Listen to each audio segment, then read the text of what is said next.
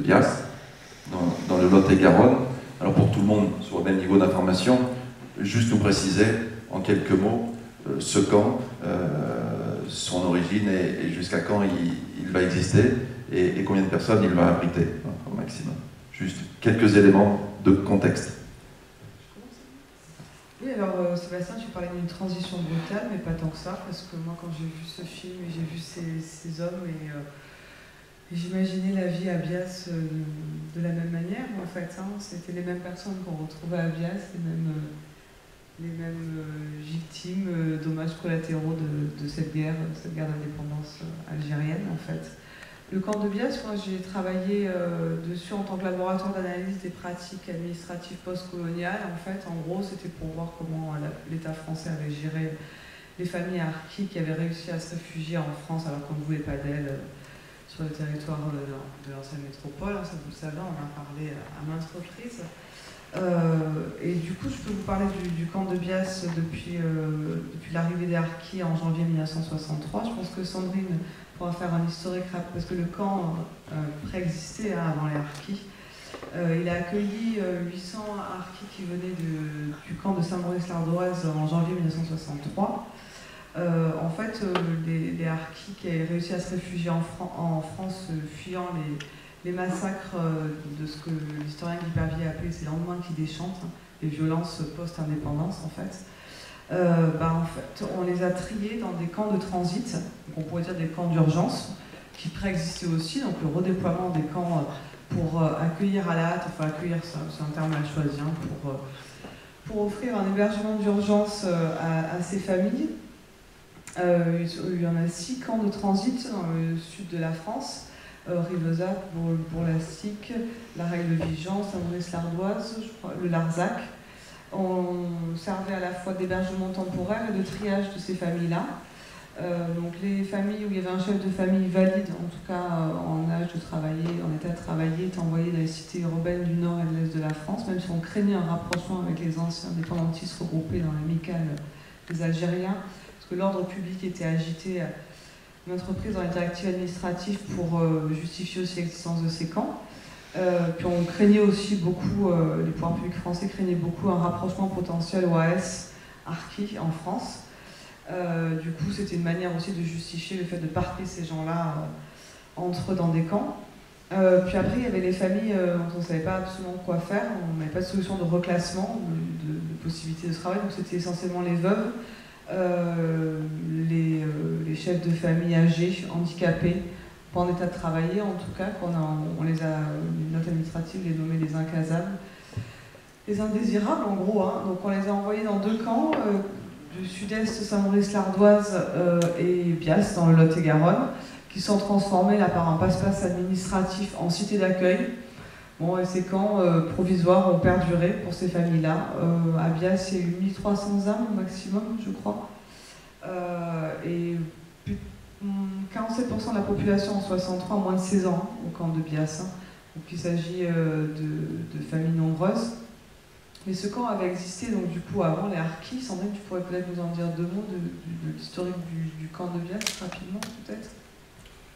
Oui, alors le camp de Bias, qui se trouve près de Villeneuve-sur-Lot, c'est comme le camp de Sainte-Livrade-sur-Lot. Il a permis de regrouper des populations diverses au long de l'histoire. En fait, ces camps, ils ont existé à partir de 1939, au moment où l'État a décidé, sous l'impulsion d'un homme politique de la région, de construire une poudrerie, annexe de la poudrerie nationale de Bergerac. Et donc, sur 3 communes, Casseneuil, Bias et Sainte-Livrade, et puis sont beaucoup des étrangers, espagnols, républicains espagnols, des Italiens qui étaient déjà implantés aussi dans la région, et pas uniquement ces gens-là, mais qui ont participé à la construction de ce camp, enfin de cette poudrerie, et de ces camps finalement qui étaient des lieux d'hébergement des ouvriers, des futurs ouvriers de la poudrerie. Et donc ça a commencé à l'été 39, et puis en juin 40, tout s'est arrêté. Donc on a démoli une partie des constructions et les camps d'hébergement, on n'appelait pas ça camp à l'époque, je crois, mais ont été maintenus. Donc à Sainte-Livrade en particulier, parce qu'on a beaucoup plus d'éléments sur Sainte-Livrade que sur Bias, on a des archives du camp de Sainte-Livrade, jusqu'à il y a peu de temps, on n'avait pas les archives du camp de Bias, et les archives préfectorales sont un peu plus complètes pour Sainte-Livrade que Bias. Il y a eu différentes populations, alors il y a eu, il y a eu une population notamment étrangère qui avait été faite prisonnière pendant la Seconde Guerre mondiale et qui a été rapatriée sur le plan sanitaire à Sainte-Livrade-sur-Lot et dans le camp. Et un certain nombre d'entre eux se sont engagés dans la résistance. Alors, on peut imaginer aussi que ça s'est passé comme ça à Bias, on n'en a pas la certitude. En tout cas, ensuite, on a eu à Sainte-Livrade et surtout à Bias la population indo-chinoise. Alors, les travailleurs indo-chinois requis pendant la Seconde Guerre mondiale, qui ont été cantonnés en France dans des groupements de travail. Il y en a eu en Dordogne, à Creil, dans la vallée de la Beune aussi. Et ils ont été rapatriés, les derniers, en 1952.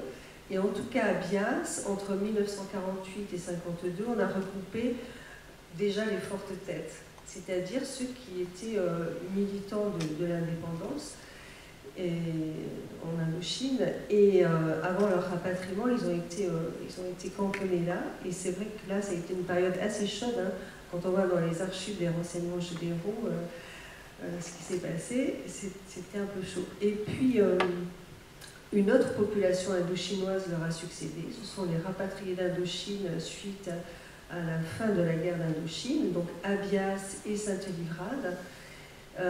Et à Bias, ils y sont restés jusqu'à fin 1961 parce que, pour le coup, quand on a envoyé les harkis à Bias, c'était le bout du bout, c'était les incasables et les inclassables. Et bien pour les Indochinois, c'était Sainte-Livrade, le bout du bout. Les incasables, les inclassables, ce sont vraiment les termes employés par l'administration dans les archives. Et ceux de Bias, pour la plupart, ont pu s'intégrer, partir, quitter le camp. Et les derniers qui étaient encore présents, ils ont été mutés, entre guillemets, hein, c'est le terme, à Sainte-Livrade.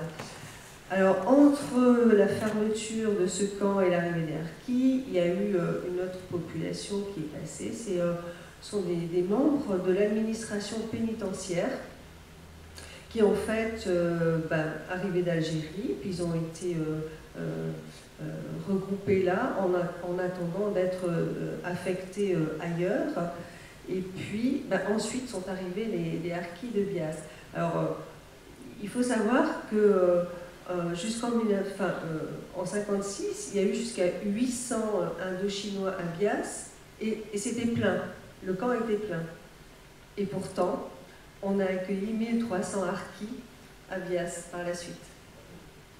Alors, le système d'administration de ces camps, il y a encore une survivance coloniale dans leur administration? Oui, bien évidemment. De toute façon, il faut se replacer dans le contexte de l'époque. Hein. Certes, on est en 1963, certes, l'Algérie est algérienne et enfin indépendante. La France sort de sa guerre de décolonisation, mais les mentalités, et ne serait-ce que les pensées politiques, ne sont absolument pas décolonisées. Les personnels administratifs de l'époque, qui plus est en plus souvent, c'était des anciens directions des camps, c'était souvent des anciens officiers SAS, à qui on offrait du coup un reclassement aussi en France. Donc eux, ils venaient avec tout leur héritage colonial. Donc bien sûr que leur pensée n'était absolument pas décolonisée et que les pratiques administratives qui en découlent sont l'exact reflet de ce qui était pratiqué en Algérie dans les camps de regroupement, dans l'Algérie coloniale. On le voit bien. J'ai eu la chance de rencontrer Denise Bourgois, l'ancienne assistante sociale du camp, d'ailleurs les assistantes sociales qu'on a appelées les monitrices de promotion sociale, avec toute leur bienveillance de l'époque, et puis Denise qui me livrait ses archives en toute confiance, qui échangeait beaucoup avec Sandrine et moi, me donner ses comptes rendus de formation de l'époque, nous avec notre regard du XXIe siècle, parce que même si je suis historienne, je suis quand même une femme de mon temps, et du coup j'étais scotchée, c'était d'un racisme criant. Elles allaient visiter les mères dans ces baraquements pour surveiller si elles savaient bien s'occuper des enfants, si le ménage était bien fait. Il fallait qu'elles franchissent le prénom de leurs enfants. Mais c'était hyper violent pour ces mamans-là.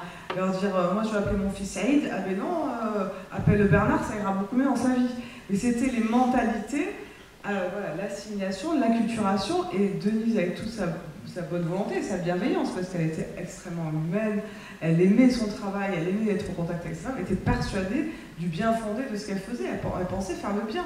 C'était les mentalités de l'époque. Les cours, les ateliers de couture, de cuisine qui étaient proposés à ces femmes dans les camps étaient une manière aussi de les occuper, mais c'était pour elles une manière de les sortir de leur statut d'indigène, finalement, en abandonnant leur culture arabo-musulmane, ou berbère, ou kabyle, peu importe, chaouia, parce qu'il y avait ces trois ethnies regroupées au camp de Bias. On avait l'impression de les émanciper en leur faisant abandonner leur culture d'origine. Vous avez, Sandrine, récupéré un certain nombre d'archives de ce camp, pas la toute première, celle après les années 70. Qu'est-ce qui vous a le plus surpris à la lecture de cette archive? Vous n'avez pas toutes lues, parce qu'il y en a beaucoup. Oui. En fait, c'est déjà toute une histoire d'avoir pu récupérer ces archives, parce que autant on avait déjà, comme je l'ai dit, les archives du camp de Saint-Livrade qui permettaient, donc après leur classement, de reconstituer cette histoire, autant les archives du camp de Bias, c'était une grande question, un grand mystère. On ne savait même pas si elles existaient encore. Et puis il se trouve qu'elles ont été localisées. Et dans cette histoire, moi, ce qui me choque le plus, avant d'aborder le contenu même des archives, c'est tout ce secret autour des archives. Bon, voilà, elles étaient depuis très longtemps conservées à la mairie de Bias. Et la mairie de Bias a toujours nié ces archives-là et renvoyé les gens vers les archives départementales en disant eux ils ont tout. Alors, ils savaient très bien que nous on n'avait rien. Et voilà, ça reste encore une question. Bon, on peut trouver des explications, mais pourquoi a-t-on caché l'existence de ces archives? Voilà. Alors, on les a récupérées le 25 avril dernier. Ce sont effectivement, alors, avec une frustration, parce qu'on n'a pas les archives sur la période 1963-1975, qui pour nous sont essentielles pour comprendre le fonctionnement du camp. Mais à partir de 1975, c'est la période où le camp a été municipalisé. Et donc là, on a beaucoup de documents qu'on avait déjà par ailleurs, qui en provenance de la préfecture ou de la sous-préfecture, qui concernent la solution qu'est-ce qu'on va faire de ce camp, puisqu'il a été décidé qu'on le fermait suite aux révoltes, etc. Et puis en 1975. Voilà. Et donc, comment est-ce qu'on va continuer d'accueillir, d'héberger? Donc, c'est devenu un centre d'hébergement et de réinsertion sociale, c'est devenu une cité HLM, etc. Donc, on a ce genre de documents. Et après, on a des dossiers, les dossiers des familles. Je ne sais pas si on les a tous, mais il y en a pas mal. Et donc, moi, ça me permet, c'est en cours de classement, ça me permet de voir un petit peu la population quelle population est arrivée là dans ce camp. Dans ces dossiers de famille, on trouve, il y a un document central, c'est la fiche d'arrivée de la famille, avec comme information le nom du chef de famille, son état civil, il est né de qui, à quelle date, où, s'il a une conjointe, son nom, la date du mariage, et puis les enfants qui sont nés. Alors, effectivement, la fiche, elle devait être remplie au fur et à mesure, parce que on voit souvent donc les prénoms des enfants qui sont nés en Algérie. Et puis après, ils naissent à Villeneuve-sur-Lot, ils s'appellent François, Bernard, etc., Claude, voilà. Et puis au verso de cette fiche, on a un peu le parcours de cet homme-là, de ce chef de famille. Donc, dans quel arca il était engagé, à quelle période, enfin sur quelle durée, ces blessures. Ils ont tous, alors tous, été blessés d'une manière ou d'une autre dans un accident d'automobile. Ils ont sauté sur une mine, ils ont été pris dans une embuscade. Et puis alors après, il y a ceux qui ne sont arrivés en France qu'en 1967-68 parce qu'ils ont été enlevés par le FLN après l'indépendance et qu'ils ont été, voilà, ils ont été emprisonnés de lieu en lieu, de centre de détention en centre de détention. Ils sont tous arrivés finalement à Maison Carrée, puis à la prison de Benoulia, je ne sais pas comment on prononce en arabe, et soit ils se sont échappés, soit ils ont été libérés, et pour 95% d'entre eux, ben, en bas du rapport, il y a écrit que les sévices subis pendant la détention. Voilà. Donc un seul document comporte énormément d'histoire, et une histoire qui est terrible, hein, terrible, terrible, terrible. Et on trouve aussi le pourcentage d'invalidité de la personne. C'est rarement 15%, c'est surtout 65-85% d'invalidité. Et ça montre aussi le type de population qui arrive à Bias. Ils étaient déjà physiquement, on ne parle pas du psychologique dans ces fiches, physiquement très très très amochés, les incasables, hein. On ne pouvait plus rien faire. Et le paradoxe, c'est dès le redéploiement de Bias pour les harkis et ces profils-là de famille, on affirme dans les notes administratives le caractère médico-social du camp. Et pourtant, d'un point de vue médical, il y a une structure pitoyable qui existe. Un pauvre dispensaire avec une infirmière, une étudiante en médecine. Bon, après, le docteur Jam va œuvrer au camp, mais on ne met pas les moyens, ne sont pas mis en œuvre pour faire face à la population. Après, quand on parlait des pratiques et du quotidien de ces familles-là, et de cette continuité coloniale, c'est vrai qu'il y avait une forte militarisation aussi de leur quotidien, avec le lever de drapeau, la distribution de courrier. Il faut savoir que les entrées et les sorties étaient contrôlées aussi, c'était absolument pas libre, c'était quand même enfermé. Il y avait cette symbolique des barbelés dont parlent souvent les enfants de Bias, mais bon, c'est vrai que c'est fort quand même, l'école à l'intérieur du camp. Comme coercitif. Exactement. Ouais. On était dans un internement administratif. Ça a été pareil pour les Indochinois à Sainte-Livrade, et ils ont eu le même règlement intérieur, la même base de règlement intérieur, qui date de 1959, l'arrêté Morlot, qui est effectivement très rigide, très militaire, et qui a été appliqué ensuite à Bias pour les harkis. Ouais, donc une discipline très stricte, et puis une infantilisation aussi de ces gens-là. Avant de passer dans la salle pour des questions, parce que j'imagine qu'il y en aura, juste en me replongeant dans cette histoire, effectivement, les camps de transit et les camps de relégation, c'est pas ce qu'on a le plus véhiculé dans les manuels d'histoire à l'époque quand j'étais lycéen, mais j'ai été frappé par en France, on aime bien le provisoire qui dure éternellement, mais le mot transit et par la durée. Il y a des camps qui ferment dans les années 80, peut-être pas Bias, parce que... mais pourquoi autant de temps ?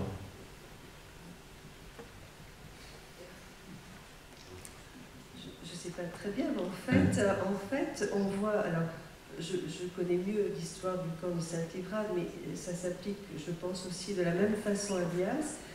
Le nombre important de ministères de tutelle qui se sont succédés pour prendre en charge ces camps. Et du coup, on a... Alors, d'abord, ça a duré un certain nombre d'années, mais je veux dire, ça a duré un certain nombre d'années dans les mêmes conditions précaires, sommaires. Voilà, aucun ministère de tutelle ne s'est engagé à faire des grands travaux pour rendre l'habitat plus correct pour les personnes. Et donc la même situation a duré longtemps. Et alors pourquoi ça a duré aussi longtemps? Je ne sais pas si on a une explication. Alors il faut bien différencier quand même les camps de transit qui ont vraiment fait office de transit Et Bias et Saint-Maurice-l'Ardoise, qui sont vraiment les deux camps qui ont perduré, qui sont transformés, comme je vous disais, place administratif en cité d'accueil, mais qui restaient en fait deux camps, qui ont perduré les deux jusqu'en 1975. En fait, ils ont fermé, le Conseil des ministres à la hâte en août 1975 a décidé la fermeture de ces deux camps suite à une révolte extrêmement violente et retentissante de fils de harkis qui ont mené une révolte, quand je vous dis extrêmement violente. Il y a eu des prises d'otages, occupation armée par des jeunes fils de harkis, des locaux administratifs. L'école du camp a été incendiée. Et là, d'un seul coup, les médias découvrent la question des harkis et l'enfermement des harkis dans des camps. Et d'un seul coup, la société civile aussi découvre une population harki enfermée, une population en tout cas algérienne enfermée en France.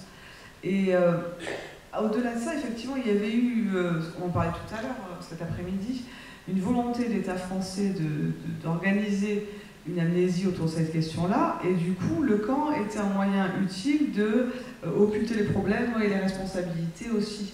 Et puis une inertie administrative dont parlait Sandrine, je pense, qui est responsable en grande partie de cette situation. Après 75, Saint-Maurice-l'Ardoise, ça se fait beaucoup plus rapidement. Ça a été très long à Bias, d'après les notes que j'ai eu la chance de découvrir pendant mes recherches, vraiment parce que c'était compliqué aussi d'extirper des veuves, des personnes âgées de ce lieu. C'était le bout du bout, mais en même temps c'était le bout du bout qui les rassurait.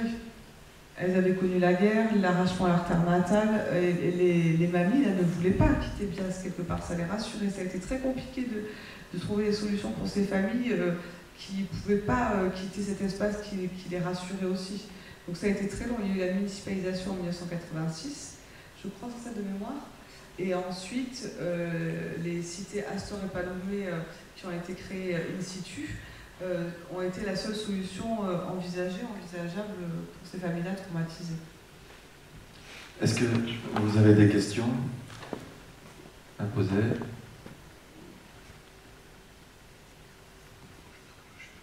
Monsieur Semlet ?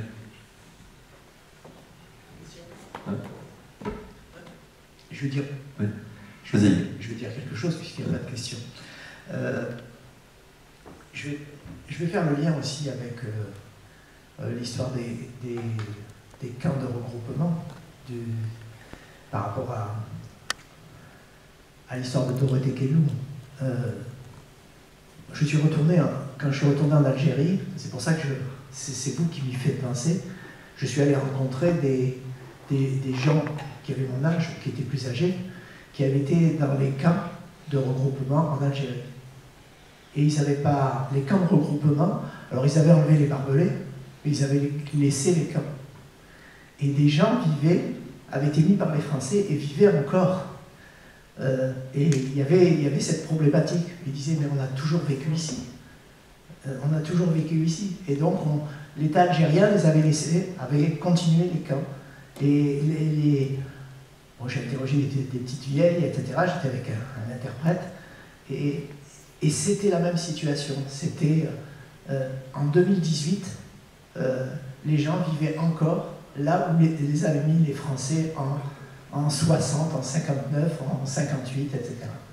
Et donc il y avait aussi cette gestion qui s'était aussi perpétuée. C'est-à-dire que petit à petit, on avait amélioré les structures, mais il n'y avait jamais eu de plan pour les recaser ailleurs et pour faire quelque chose. Voilà. Donc c'est... Et comme quoi, cette continuité de l'histoire, je trouve, est assez tragique. Voilà. Merci Hugues. Une question, une autre ? Bien, pourquoi il a fallu attendre les enfants de harkis pour avoir une dénonciation ? Alors je pense que si on se place du côté des parents harkis, ça renvoie sociologiquement au recrutement des harkis dans l'Algérie coloniale. Il s'agissait de paysans, illettrés, pauvres, encore plus appauvris par le contexte de colonisation. Donc il n'avait pas la parole, les outils langagiers peut-être pour prendre la parole aussi, puis il y avait le mutisme lié au traumatisme. Le silence qui sécurise et qui enferme, mais qui sécurise aussi. Et du coup, c'est les fils de Harki, avec des modalités plus violentes, avec des actions régulières qui ont interpellé les pouvoirs publics français de 1975 à nos jours, sous différentes formes. J'ai différencié cet après-midi le combat féminin et le mouvement vindicatif masculin était porté souvent sur les réparations d'ordre matériel, une demande de réparation, avec donc, la révolte de la jeunesse de 75, mais après il y a eu des grèves de la faim épisodiques dans les années 80, 90, après on a utilisé la justice française. Donc il y a eu cette interpellation aussi pour rendre la dignité à leur père et à leur mère, à leur famille, qui n'avaient pas forcément les outils et la force de se battre. Et après, avec la féminisation du combat identitaire, là on a eu l'écriture d'un récit, d'une histoire livrée à leur père et à leurs semblables. Sandrine Lacombe, il y a un espace, pas commémoratif, mais mémoriel autour de ce camp, Bias. C'est en discussion, ça existe. C'est très compliqué, très compliqué au Lot-et-Garonne. Alors déjà, il y a la stèle. Sur l'emplacement de l'ancien camp, il y a la stèle d'hommage aux harkis, autour de laquelle donc, chaque 25 septembre il y a une commémoration, dépôt de gerbes, discours, etc.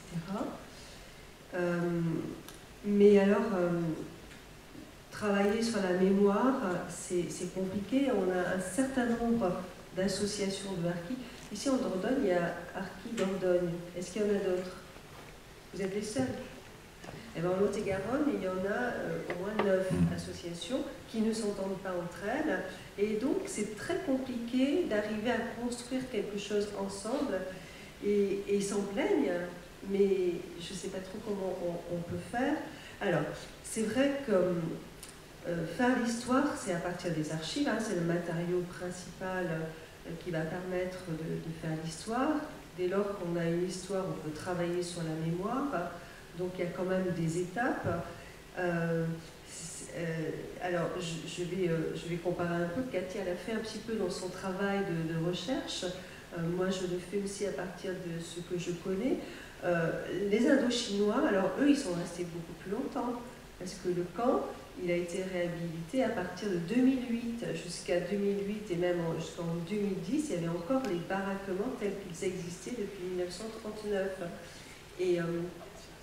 Et là, on a encore des mamies qui habitent à Saint-Livrade, alors maintenant dans des beaux pavillons HLM, mais on a encore de ces mamies qui habitent là. Et on a la deuxième et la troisième génération qui revient chaque année, régulièrement le 15 août, qui organise des fêtes, qui organise un partage de souvenirs, qui organise des tables rondes, qui inaugure des monuments, des plaques, des stèles, cette année un plan relief, qui a des actions commémoratives et pour faire connaître leur histoire. On n'en est pas encore là par rapport à l'histoire des harkis, notamment du plan de Bias. Alors, je pense qu'il faudra du temps encore. Là, ça y est, on a quand même des archives, on commence à travailler sur les archives, alors peut-être que quelque chose va sortir de ça, mais je ne sais pas. C'est vrai que c'est très compliqué, hein. Le tissu associatif à Bias est très morcelé. Cette dissension a été quand même entretenue par les pouvoirs publics français depuis les années 80. Hein. Ce que j'ai lu dans les archives départementales, les services préfectoraux recevaient chaque dirigeant autoproclamé d'association. C'était une manière pour lui d'exister, d'avoir quelques subsides de l'État. Ça a été entretenu par les pouvoirs publics français, faut pas. Mais puis c'était des gens qui sont, pour les gens qui sont restés à Bias, sont traumatisés par le vécu des parents qui n'ont absolument pas digéré et ils sont extrêmement révoltés. Et une colère encore hyper vivace. Et ils ne sont pas du tout dans le dialogue possible, dans l'échange possible. C'est à fleur de peau. c'est extrêmement tendu. Moi, je me suis fait agresser à un salon du livre d'une heure sur l'autre, j'ai pas compris ce qui m'arrivait. Enfin, je veux dire, c'est impressionnant. Et pourtant, en même temps, j'ai réussi à travailler avec eux quand j'ai travaillé dans le cadre de mon master de recherche sur la révolte de 1975. Je voulais aller au contact des acteurs et de cette révolte. Et donc, bon, ils m'ont livré par bribes les archives personnelles et puis on a pu échanger un petit peu. Mais après, et puis il y a une espèce de sentiment à chaque fois d'être spoilé de leur histoire. Donc ils ont un discours accusateur, agressif, mais qui peut se comprendre. Après, il n'y a pas de fatalité non plus. Hein. Je veux dire, Dalila Karchouch, elle passe 1 an au camp de Bias, elle fait un travail de mémoire important régulièrement sur le camp, et puis elle y revient, voilà, elle est revenue pour la réalisation du documentaire. C'est possible, mais c'est laborieux. Est-ce que vous avez des questions? Non? Bon. Ah, une question sur tout au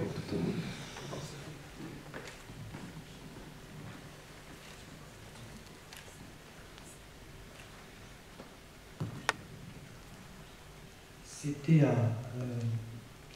j'ai été un colloque donc c'est pas un témoignage sur le camp de regroupement ici, mais j'étais dans un colloque et j'avais posé cette question sur mais comment ça se fait que je sache, quand vous arrivez en France, vous êtes français, que personne ne s'est révolté. Et j'ai posé la question à une intervenante qui venait du camp de Beach, qui, elle, enfant, n'avait jamais vécu et n'avait jamais ressenti ça.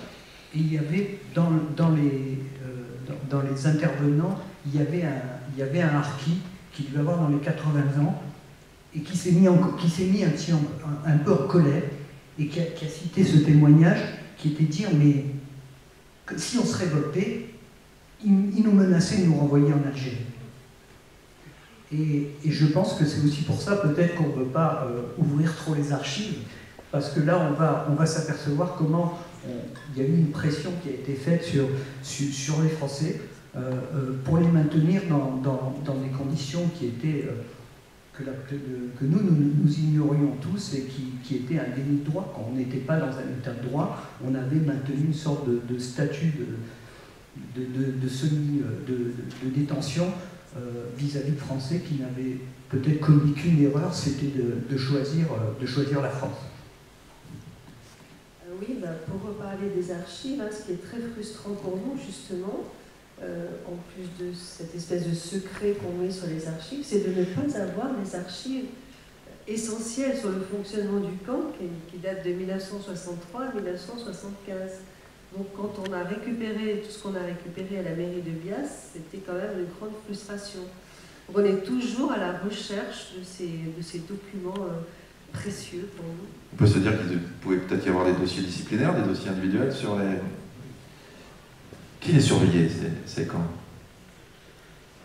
Alors, il y avait un directeur, principalement, qui était donc M. Boucher, ancien directeur de SAS. M. Tarot, oui, il y en a eu plusieurs qui sont restés pas très longtemps, mais le principal directeur du camp, c'est M. Boucher. Alors d'ailleurs... Il porte bien son nom d'ailleurs.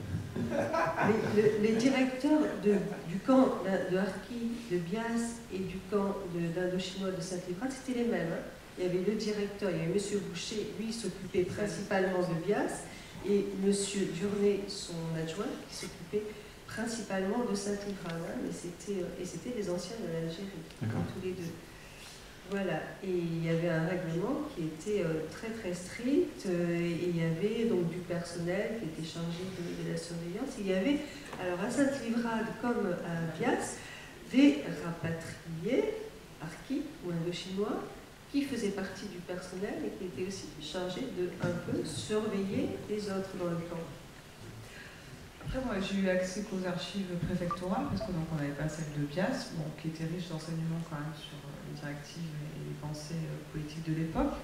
J'ai pas lu de menaces, on n'a pas croisé ça, voilà. Mais effectivement, tous les témoignages, beaucoup de témoignages d'enfants du camp de Bias se recoupent et évoquent cet aspect disciplinaire que l'on trouve de fait dans le règlement du camp, de toute façon. C'est une évidence. Mais quand vous disiez, oui, ils étaient français, ils sont arrivés, ben non, ils n'étaient pas français, ils n'étaient pas considérés comme français à part entière. Il ne faut pas oublier que c'était des indigènes, c'était des français de souche nord-africaine. Il a fallu qu'ils fassent une déclaration de reconnaissance de la nationalité française après. Donc, dire qu'ils étaient français comme les autres, ben non, non.